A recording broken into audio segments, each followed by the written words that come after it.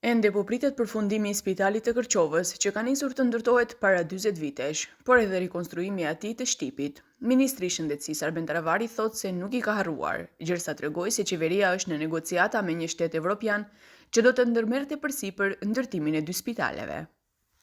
Jo, s'është harruar as pak, jemi rrjedha, bëhet fjalë për spitalin e përgjithshëm të Shtipit, fakultetin e mjekësisë në Shtip, spitalin e Kërqovës dhe një pjesë e spitalit, një ndërtesë në spitalin e Tetovës.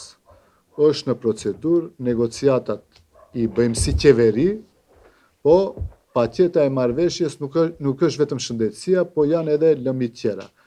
Unë besoj se qeveria së shpejti do të nënshkruan një marrëveshje strategjike me një shtet të rëndësishëm evropian për të ecur këto projekt.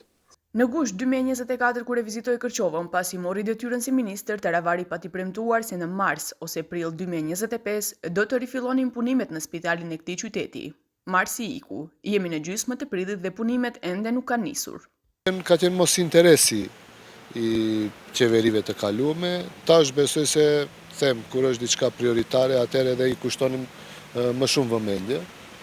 Kështu që shifemi ka marsi prillit vitin e ardhshëm kur do të fillojnë punimet këtu në Kërçovë.